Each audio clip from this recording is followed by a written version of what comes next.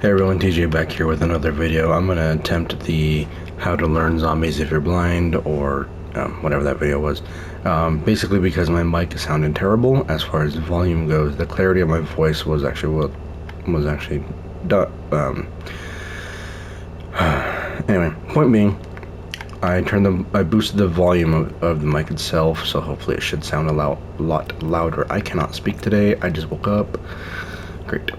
So in Cold War, the best I can explain the menu is this. It's if you stick to the bottom left of the grid and then go right twice. If you go down and you can't go down, then you're on zombies. If you go up twice, you're on multiplayer. Basically, the game will treat it as whatever you last were on will be what it puts you on. So if I was on multiplayer, I'd have to go right, then down. So I'd go right, then hit down twice, and I'm in zombies. Up twice in multiplayer. So I'm hitting zombies.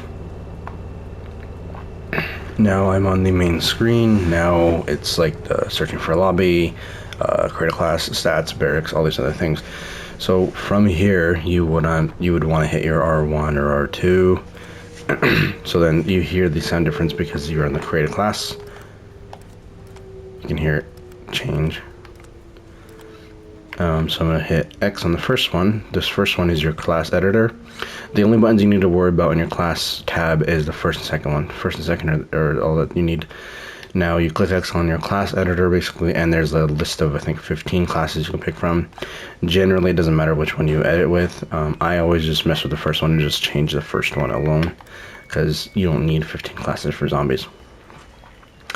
So from here you have three options. You basically, up is your attachments menu, left is your primary weapon, down is your field upgrade.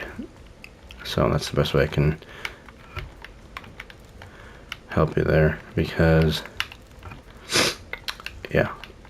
So basically, one thing I just noticed is when you're down in the field upgrade, you cannot go up or cannot go down, left, or right. So you have to hit up twice and then left again. It's kind of weird, but so when you're in the primary weapon, which is left on this menu, it's think of it like kind of like a triangle, I suppose.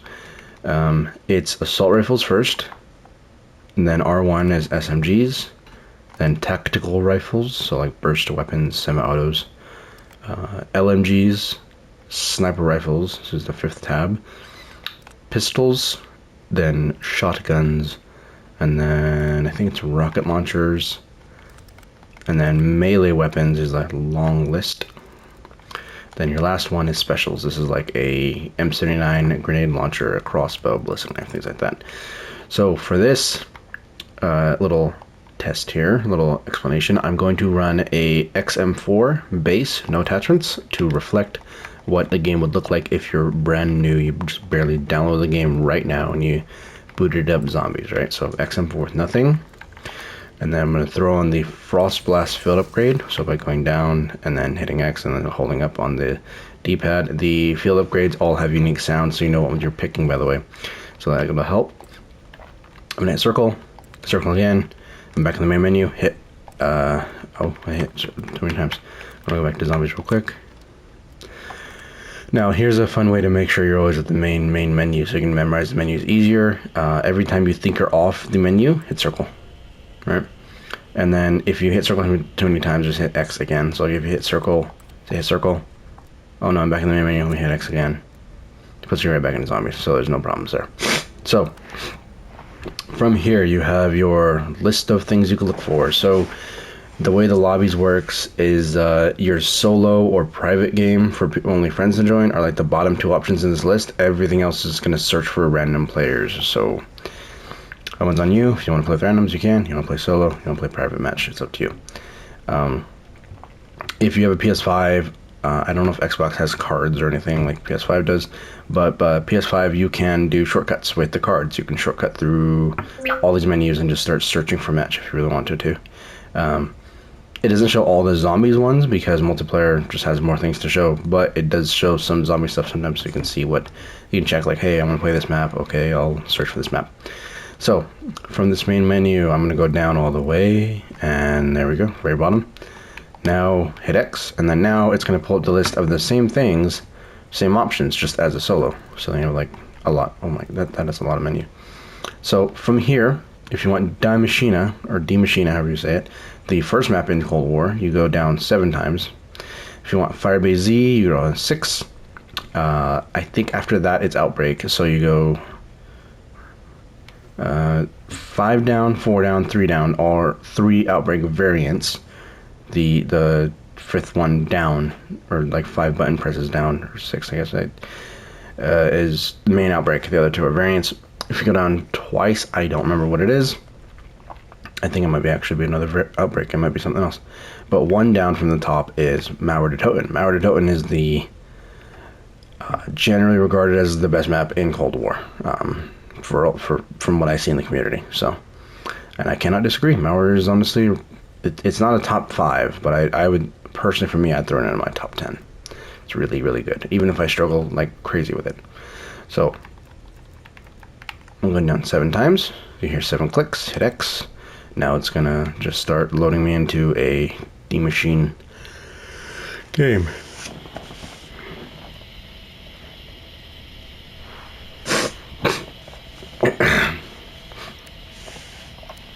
You might be asking about like what settings do I need to change.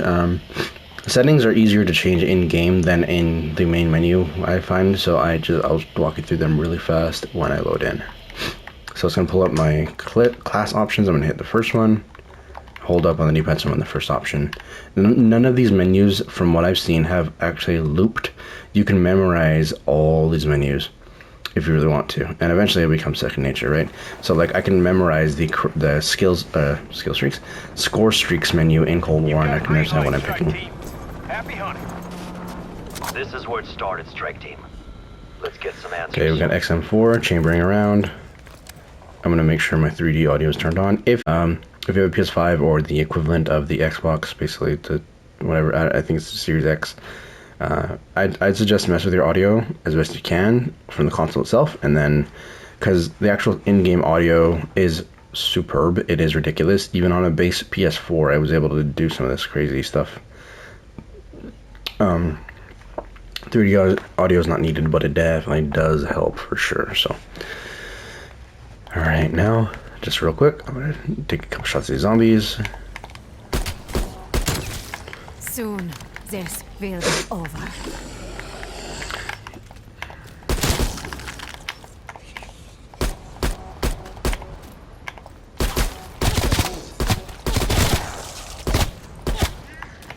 Destination marked. Setting rally point.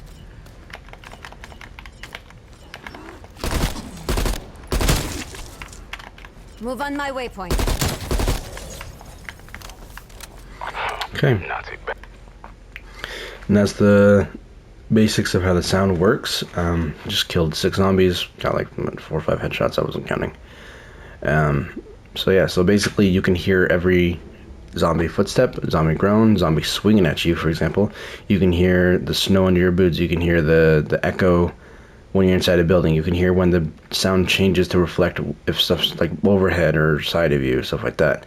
So like sound design in this game is really well done. And yes, I'm on a PS5 with 3D audio, but this is pretty similar to my experience on PS4. PS4 without 3D audio and on a worse headset than what I'm using now. Basically, this game sounds ridiculously detailed. Black Ops 4 is a similar story in terms of sound design and detail.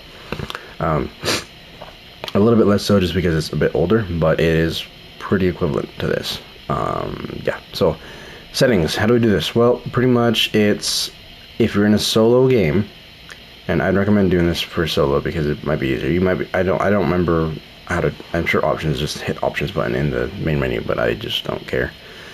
So from here you go down to the very bottom, which would technically be quit game. If I go up twice, that is the options. Now here is your controls, your very first option. I think it's vibration. But what you want is go down once. This is your horizontal sensitivity. If you hold left on the D-pad, it'll stop eventually, but then it'll start back up. Like it'll just loop, right? But you know it's done when it stops. So now my horizontal is set to 1, so I'm going to click 1, 2, 3, 4, 5. So if I'm lucky, it should be like 6, right? Unless this game splits it up to 0.5, 0.5. We'll see. So that's fast. So that means I can react quicker, I can turn faster, and I can pull a 180 if I need to.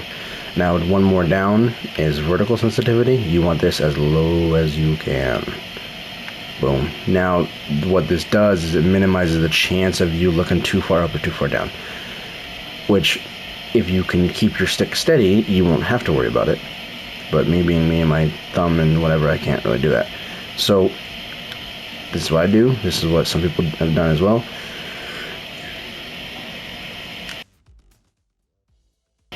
Excuse me. You don't have to. Now, if you're more comfortable with it, you can turn the vertical up. You can make it faster, so that way if you feel like you're off, you can just snap back up, snap back down, whatever. Now, you can do that, and I've done it before, and it makes it a little more convenient to get your aim back on target, but it also kind of just harder because you have to take the extra microsecond. I don't know. There's pros and cons to it. It depends what you want to do. Now, R1 twice, or right bumper, whatever it is for Xbox. Now, from here, it's sound. So sound is your third tab. This is the top button's mute or unmute, which don't worry about it. One down is master volume, so that boosts it up. And then one more down is music, and you can turn that down as much as you want. Right? So I'm gonna turn it down. See? All gone. And then we're done. Pretty much like you just do horizontal sensitivity, vertical sensitivity, music volume, you're done. That's the only settings I'd really recommend changing.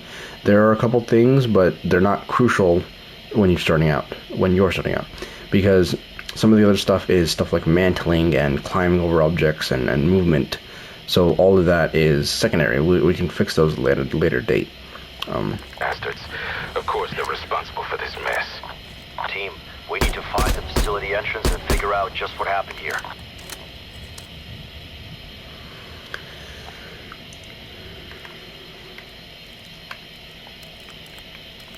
Excuse me again. I'm tired. So that's the basics of how Cold War works. Hopefully you can actually hear me better. And the mic was a lot clearer, louder, all that stuff. Now, it being louder will pick up more environment around me, but I'm hoping it doesn't sound that bad. So, we'll see, I suppose. And I ended the game, and the zombies are just walking around now. Great. So, yeah, that's, like I said, that's the basics of Cold War I can think of that you need to get started. There are a lot of mechanics to consider and worry about if you want to try and take your game to the next level, and this applies to any zombies iteration, pretty much. The simplest as far as raw mechanics, like moving and guns and stuff, is probably Black Ops 3, but Black Ops 3 is also the oldest and doesn't sound as good. So, there's that. I can't think of anything else to cover in this really, basics oriented video.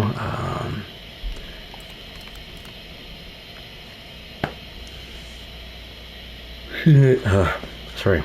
I guess the only other thing I can cover is that in zombies, the aim assist and aiming, targeting works different than multiplayer. Basically, if you aim down sights toward a zombie, you'll snap to the chest. If you aim down sights toward a person in multiplayer, you just rotate with them. So that makes more sense, hopefully. See you guys next time.